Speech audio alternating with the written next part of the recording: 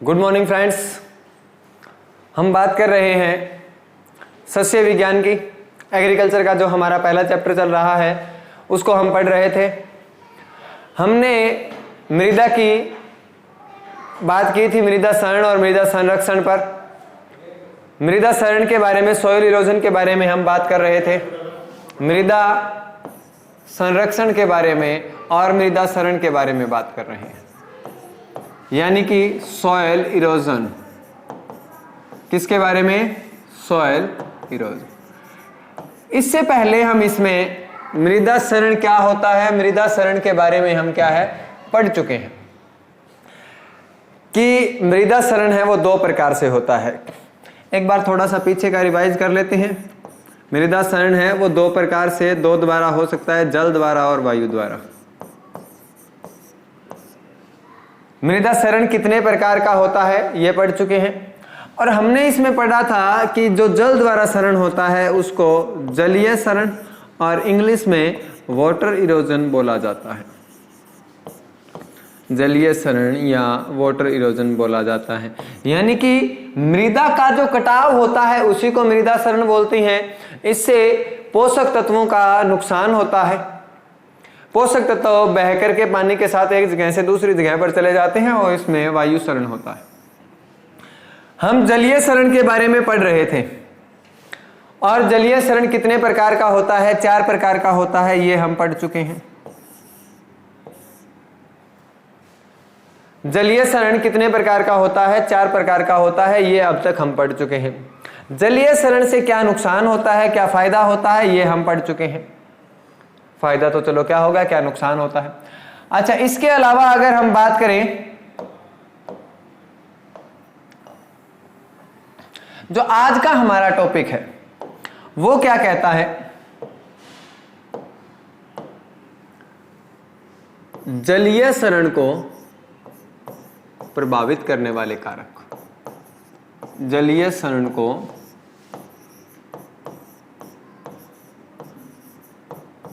प्रभावित करने वाले कारक।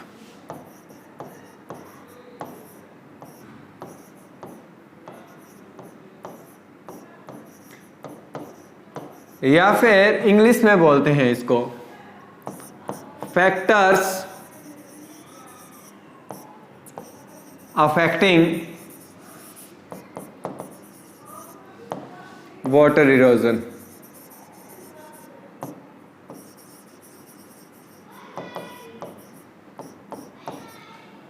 Water erosion, what are the factors effecting for water erosion. और जलीय क्षरण को प्रभावित करने वाले कारक कौन कौन से हैं, यानी कि जलीय क्षरण है वो किस पर निर्भर करेगा? जलीय क्षरण जो जल द्वारा मृदा का बहाव होता है, जल के साथ मृदा का बहाव होता है, जिसमें मृदा में पोषक तत्वों की, जिसकी वजह से मृदा में पोषक तत्वों की कमी हो जाती है, जलीय क्षरण कहलाता है। इसके प्रकार पढ़ लिए।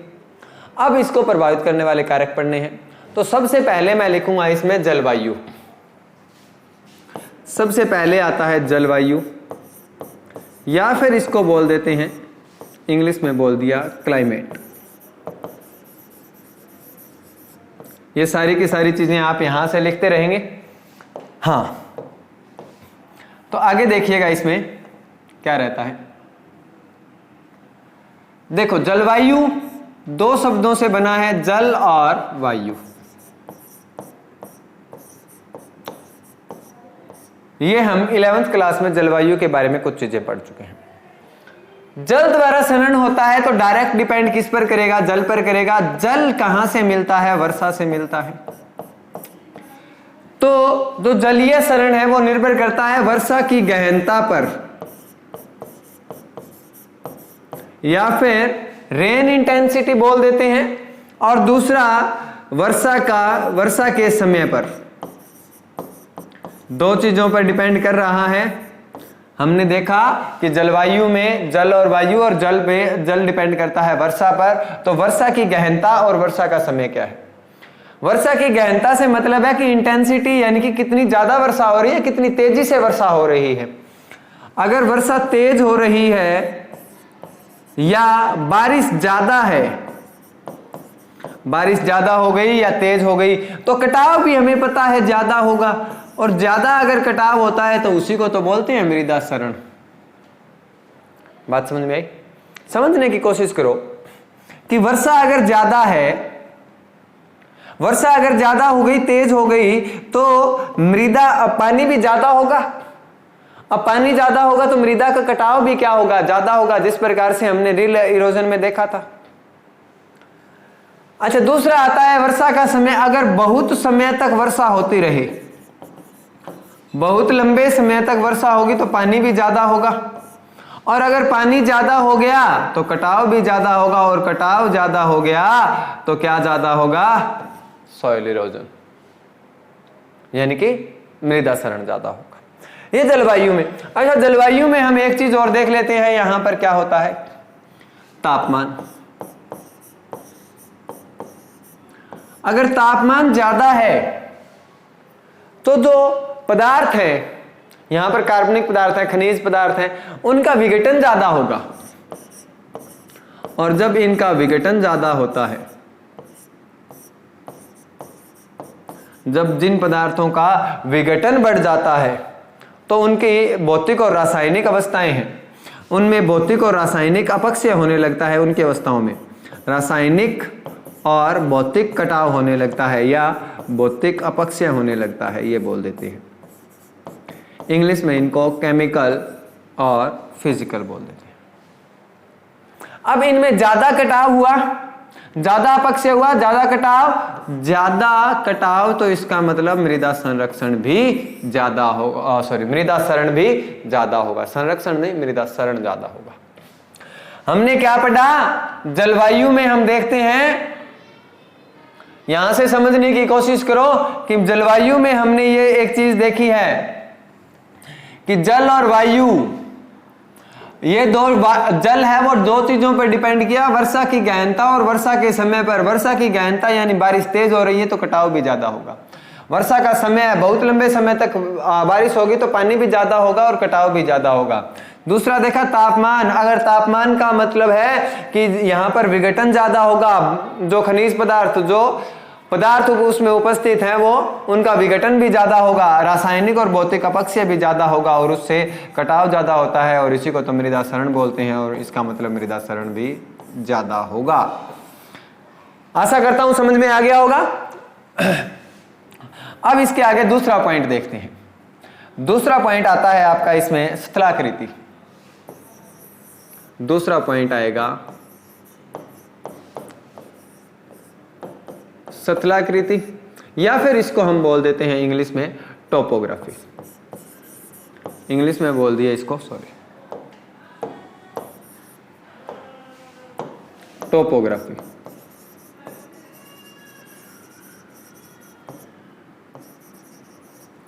देखो क्या होता है टोपोग्राफी और स्थलाकृति में।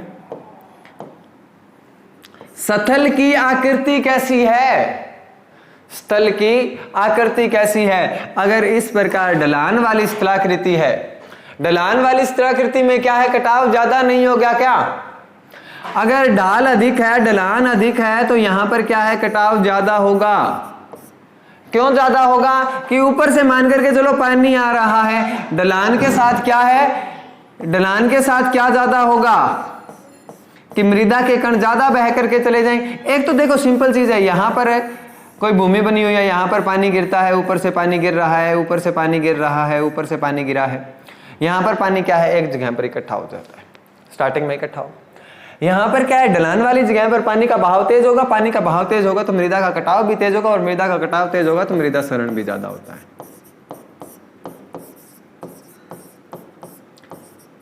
ये बिल्कुल नॉर्मल सामान्य बातें हैं। ये स्थल की आकृति है, अगर ढलान वाली आकृति है, ढलान वाली आकृति में कटाव क्या ज्यादा होता है? क्योंकि मृदा पानी का बहाव ज्यादा होता है, और पानी का बहाव अगर ज्यादा होता है तो पानी के बहाव ज्यादा है, ज्यादा बहाव के साथ क्या है कि मृदा का कटाव भी अधिक होता है। मृदा के कणों को वो साथ में बहा करके ले जाते हैं। तीसरा पॉइंट देखेंगे, मृदा गुण। मृदा गुण, या फिर हम इसको बोल दें कि प्रॉपर्टीज ऑफ सॉइल,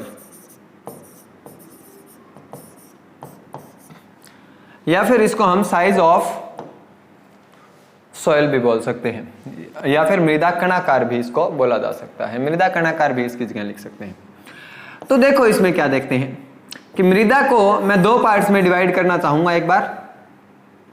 कौन कौन सी? बलुई मृदा और चिकनी मृदा। ये दोनों मृदाओं को आप अच्छी तरह से जानते हैं। बलुई मृदा कौन सी होती है? चिकनी मृदा। इसमें कणों का आकार छोटा होता है, कण है वो छोटे होते हैं, इसमें कण है बड़े होते हैं। इसकी जल को बांध करके रखने की क्षमता है वो कम होती है, इसकी जल को बांध करके रखने की क्षमता ज्यादा होती है। ये जल के साथ बहते नहीं हैं, कम बहते हैं, और ये जल के साथ जल्दी बहते हैं। तो यही तो मृदा का कटाव होता है। इसके कण बड़े हैं, इसके कण बड़े हुए, बलुई मृदा के कण बड़े हैं। इसका मतलब क्या हुआ कि इसके बीच में जो कणों के बीच में रंध्रावकाश होगा, कणों के बीच में जो स्पेस होगा वो ज्यादा होगा। ज्यादा स्पेस होगा तो पानी क्या है, नीचे बैठ जाता है आसानी से। और इसमें क्या है कि इसमें गुरुत्वीय बल के विपरीत इन कणों की ये क्षमता होती है कि ये जल को बांध करके रख लेते हैं। ये जल को बांध करके रख लेते हैं, ये जल के साथ नहीं जाते हैं, ये जल को बांध करके नहीं रख पाते, ये जल के साथ बह जाते हैं। तो मृदा कटाव किस में ज्यादा हुआ? जो जल के साथ ज्यादा बह करके चले गए। तो जल के साथ जो बह करके चले जाते हैं, यानी कि इसमें मृदा कटाव ज्यादा होता है।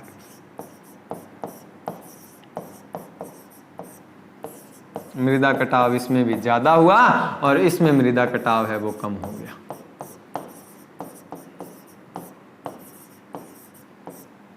इसमें मृदा कटाव ज्यादा हो गया, इसमें मृदा कटाव कम हो गया। अच्छा, इसमें एक चीज और होती है, ध्यान रखना है कि इसमें कार्बनिक पदार्थ उपस्थित रहते हैं। वो कार्बनिक पदार्थ ही कारण होते हैं। कार्बनिक पदार्थ की वजह से ये पानी को ज्यादा बांध करके रखती है। चिकनी मृदा में कार्बनिक पदार्थों की मात्रा अधिक होती है। ये माना जाता है कि मृदा में लगभग 5% कार्बनिक पदार्थ होने चाहिए। चिकनी मृदा में कार्बनिक पदार्थों की मात्रा अधिक होती है, बलुई मृदा में 0.5% से 1% के बीच में होती है, यानी कि बहुत कम होता है। यहाँ पर कार्बनिक पदार्थ नहीं है और यहाँ पर कार्बनिक पदार्थ होते हैं। इसका मतलब कार्बनिक पदार्थ होते हैं तो इसमें जल को बांध करके रखने की क्षमता अच्छी खासी होती है। अगला पॉइंट देखते हैं। इसमें चौथा पॉइंट आता है वानस्पतिक प्रभाव।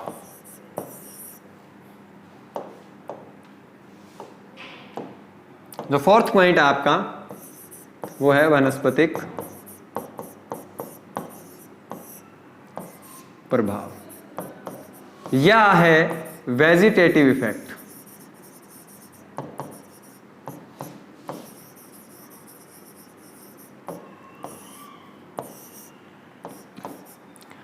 अच्छा, वेजिटेटिव इफेक्ट में आप चीजों को देखो कि यहां पर कोई मृदा है, यहां पर वनस्पति बनी हुई है। इस प्रकार से वनस्पति बनी हुई है। इसमें जड़ें भी हैं और जड़ों में एक क्या है कि लिक्विड रिलीज करती हैं। कोई भी वनस्पति की, कोई भी पेड़ पौधों की जड़ें हैं वो लिक्विड रिलीज करती है, जो क्या है बूंदों को जो कण होते हैं मृदा के, उनको बांधे हुए रखती है। अगर मृदा के कणों को बांधे हुए किसी ने रख लिया, यानी कि उसका एक जगह से दूसरी जगह पर स्थानांतरण नहीं हुआ। अगर स्थानांतरण नहीं होता है तो मृदा कटाव भी नहीं होता है। यानी कि जहां पर ज्यादा पेड़ पौधे, ज्यादा वनस्पति यानी ज्यादा पेड़ पौधे, और ज्यादा पेड़ पौधे का मतलब है मृदा कटाव या मृदा क्षरण कम। मृदा क्षरण क्या होगा? कम होगा। आगे हम बात करें, इसमें जो आपका पांचवा पॉइंट आता है उसकी अगर हम बात करना चाहें तो ह्यूमंस रिस्पॉन्सिबल, या इसमें बोल देते हैं मानवीय कारक। इसको हमने बोल दिया मानवीय कारक। अब मानवीय कारक में क्या है, दो तीन चीजें रहती है। देखते हैं कि डाल पर खेती करते हैं और डाल की डायरेक्शन में ही खेती कर दी। क्या है, ढाल की दिशा में ही खेती कर दी तो क्या है, यहां पर कटाव ज्यादा होता है। ढाल में वैसे ही कटाव ज्यादा होता है, लेकिन अगर आपने इसी दिशा में ही खेती कर दी, इसी दिशा में पेड़ पौधे लगा दिए तो क्या है, कटाव ज्यादा हो जाएगा। सिंपल चीज है। दूसरी चीज यहां पर अगर मैं डिस्कस करूं तो किसान है वो पानी के लिए क्या है, नदी के किनारे क्या है, खेती करते हैं। अब नदी के किनारे खेती करेंगे तो जब बाढ़ आएगी, यानी कि जब वर्षा ज्यादा होगी तो पानी बढ़ेगा तो नदी के पानी का बहाव तेज हो जाता है। नदी के पानी का बहाव तेज हो गया, उसमें पानी बढ़ गया तो आसपास के खेतों में पानी चला जाता है, जिससे क्या है, उसका बहाव बहुत तेज होता है। बहुत तेज बहाव के साथ मृदा के कण बह जाते हैं, और मृदा के कण जब पानी के साथ में बह जाते हैं तो मृदा कटाव अधिक होता है, मृदा क्षरण अधिक होता है। अगर तीसरे पॉइंट की इसी में बात करना चाहें तो एक फसल बार बार, अगर एक फसल बार बार लगाई जाए, एक ही फसल को बार बार लगाया जाए तो क्या है, उसमें खनिज पदार्थों की, कार्बनिक पदार्थों की कमी हो जाती है। और कार्बनिक पदार्थ अगर कम हो जाए तो मृदा की जो पोषक तत्वों को बांध करके, या फिर यूं कह दें कि मृदा में कार्बनिक पदार्थों की कमी होने पर मृदा की वह क्षमता कम हो जाती है जो जल के कणों को उसके साथ बांध करके रखती है। अगर जल की कमी हो गई तो क्या होगा, कार्बनिक पदार्थ की कमी होने से हम पीछे देख चुके हैं कि कटाव कम हो जाता है, कटाव बढ़ जाता है। कार्बनिक पदार्थ हैं वो बढ़ जाते हैं, तो जैसे बलुई मृदा में कार्बनिक पदार्थ कम होते हैं, कटाव ज्यादा होता है, वैसा यहीं पर कार्बनिक पदार्थों की कमी हो जाती है, कटाव क्या है, बढ़ जाता है। और कटाव बढ़ने के साथ साथ क्या है, कटाव बढ़ते ही मृदा क्षरण भी बढ़ जाता है। तो ये कुछ फैक्टर्स थे, कुछ कारक थे जो आपने अभी देखे। एक बार मैं इनको रिपीट करना चाहूंगा।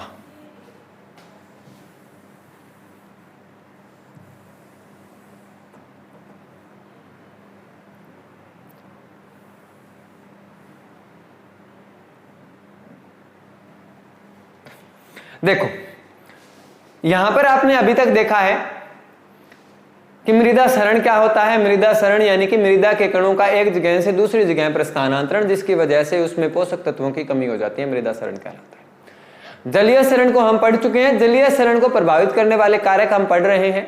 आज हमने अब तक जलीय क्षरण को प्रभावित करने वाले कारकों के बारे में पढ़ा है। उसमें पहला था जलवायु कारक। अब जलवायु कारक में हमने क्या पढ़ा है, जलवायु में हमने सिंपल सी चीजें पढ़ी हैं कि जल और वायु से बना होता है। ये 11वीं क्लास में पढ़ चुके हो वैसे आप। जल और वायु से बना होता है। जल आता है वर्षा से, और जो कटाव है वो दो चीजों पर डिपेंड करता है। एक तो जो वर्षा की गहनता है, और दूसरा वर्षा का समय कितना है। वर्षा की गहनता से मतलब है कि वर्षा कितनी जल्दी हो रही है, उसका कितनी इंटेंसिटी कितनी है, कितनी तेज बारिश हो रही है। जितनी तेज बारिश होगी उतना ज्यादा बहाव, स्पीड के साथ उतना ज्यादा बहाव होगा किसका, मृदा के कणों का, कटाव ज्यादा होगा। गहनता ज्यादा तो कटाव ज्यादा, मृदा क्षरण ज्यादा। दूसरा है वर्षा की अवधि। वर्षा अगर लंबे समय तक चलती रहेगी, इसका मतलब पानी की मात्रा ज्यादा होगी। ज्यादा पानी की मात्रा होगी तो दबाव भी ज्यादा होगा, और ज्यादा दबाव होने से मृदा के कणों का कटाव भी ज्यादा होगा। सिंपल चीजें हैं। दूसरा पॉइंट हमने पढ़ा है यहां पर स्थलाकृति। सिंपल चीज है, स्थल की आकृति। स्थल की आकृति अगर ढलान वाली है तो पानी का बहाव ढलान पर तेजी से होता है, आप सभी जानते हो। और तेजी से बहाव जब होगा तो मृदा के कणों का कटाव भी तेजी से होगा। अगला तीसरा पॉइंट है इसमें मृदा के गुण। मृदा गुण यानी प्रॉपर्टीज ऑफ सॉइल। दो टाइप की सॉइल बताई है, बलुई मृदा और चिकनी मृदा। मटियार मृदा भी बोलते हैं इसको। बलुई मृदा में कणों का आकार बड़ा होता है, उसकी जल नीचे जल्दी बैठ जाता है, उसमें उसके बीच में मृदा के कणों के बीच में स्पेस ज्यादा होता है, उसकी वजह से पानी नीचे बैठ जाता है। लेकिन पानी के बांध करके रखने की क्षमता किसकी ज्यादा होती है, चिकनी मृदा की ज्यादा होती है। चिकनी मृदा में कार्बनिक पदार्थ ज्यादा होते हैं, उसी की वजह से उसको पानी के बांध करके रखने की क्षमता भी ज्यादा है। अगर पानी को बांध करके रखने की क्षमता ज्यादा है तो वो साथ में मृदा के कणों को बांध करके रखने की क्षमता भी ज्यादा है। पानी को अवशोषण क्षमता ज्यादा है उसकी, इसकी चिकनी मृदा की। ये मृदा के कणों को ज्यादा बांध करके रखती है, छोटे कण होते हैं। तो ये क्या है, इसमें कटाव कम हो जाता है, मृदा के कण ज्यादा बंधे हुए रहेंगे, कटाव कम होगा। और इसमें क्या है, मृदा के कण है पानी में घुल जाते हैं और पानी में मिक्स होकर के जल्दी से एक जगह से दूसरी जगह पर इनका स्थानांतरण हो जाता है, मृदा कटाव ज्यादा होता है बलुई मृदा में।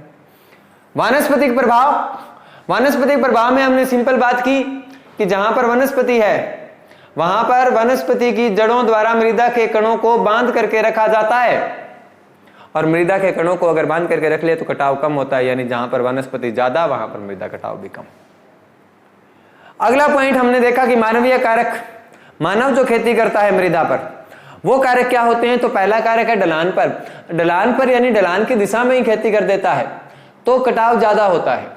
अगर अपोजिट डायरेक्शन में उसके लंबवत खेती करता है तो कटाव कम होता है। क्यों कम क्यों होता है, क्योंकि लंबवत खेती की है। इस प्रकार अगर लंबवत खेती की है, ये ढलान है, यहाँ पर लंबवत खेती की है तो पानी पहले यहाँ पर आकर के रुकेगा, फिर यहाँ पर आकर आगे आकर के रुकेगा, फिर आगे आकर के रुकेगा, तो जो पानी की स्पीड है वो कम हो जाती है। पानी की स्पीड कम होने से मृदा का कटाव भी कम होता है।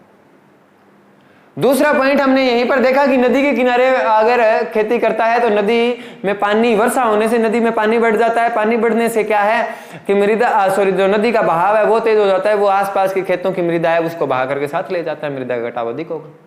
तीसरा है एक ही फसल को बार बार उगाएगा किसान। एक ही फसल को बार बार उगाने से क्या होगा कि उसमें कार्बनिक पदार्थों की मात्रा कम हो जाती है। कार्बनिक पदार्थों की मात्रा कम होने से क्या हो जाता है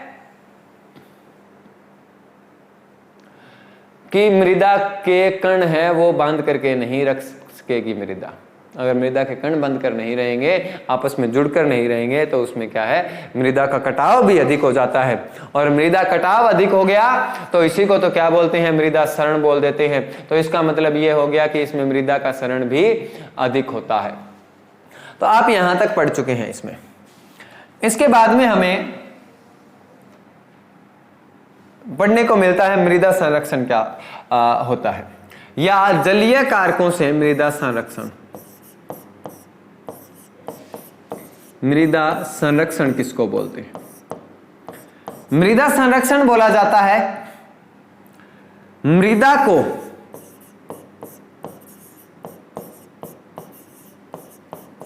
कटाव व बहाव से बचाना। मृदा के कणों को कटाव और बहाव से बचाना मृदा संरक्षण कहलाता है। यानी कि मृदा के कणों को अब बचाना है आपको। अच्छा, अभी तक हम पढ़ रहे हैं कि जलीय संरक्षण, जलीय क्षरण और वायु क्षरण भी तो हमें पढ़ना है, लेकिन पहले हम पढ़ेंगे मृदा संरक्षण किसका, जो जल द्वारा होता है। जल द्वारा मृदा क्षरण होता है, उससे मृदा का संरक्षण कैसे किया जा सकता है। तो हम ये लिख देते हैं जल के कारण। वैसे सामान्य परिभाषा ये यहां से रहती है, लेकिन हमें जलीय क्षरण पढ़ा है। जलीय क्षरण के बाद मृदा का जलीय संरक्षण पढ़ेंगे कि जलीय क्षरण से किस प्रकार कटाव होता है, उसको किस प्रकार बचाया जाता है, उसको जल के कारण मृदा का कटाव होता है उससे बचाना। ये इसको एक बार इस प्रकार नहीं लिखेंगे, हमें ये समझाने के लिए लिखा था हमने कि जो जल संरक्षण है, वो मृदा संरक्षण है, वो बीच में क्यों ले आए। तो जल के कारण जो कटाव हो रहा है वो उसको किस प्रकार रोका जा सकता है, तो उसके दो कारक रहते हैं। अच्छा, इसके बाद में वायु क्षरण है, वो अलग से पढ़ना है, हमें ये ध्यान रखना है। देखो, हम मृदा क्षरण पढ़ा है हमने। मृदा क्षरण दो प्रकार से होता है, जल और दूसरा है वायु। और जल क्षरण में हमने इसके प्रकार पढ़ लिए और इसके कारक पढ़ लिए, और अब इससे मृदा को कैसे बचाया जा सकता है वो पढ़ना है, वो आता है मृदा संरक्षण में। अब वायु में आगे फिर इसके प्रकार पढ़ेंगे, फिर इसके कारक पढ़ेंगे, प्रभावित करने वाले कारक, और फिर इससे बचाव पढ़ेंगे, यानी कि मृदा संरक्षण वायु के लिए फिर वो पढ़ेंगे। इस प्रकार से पढ़ना है हमें। तो जल संरक्षण, मृदा संरक्षण बीच में इसलिए घुसा दिया है कि ये बीच में पढ़ना है। मृदा संरक्षण, मृदा को जल के द्वारा जो कटाव होता है उससे किस प्रकार बचाया जा सकता है, मृदा संरक्षण कहलाता है। अच्छा,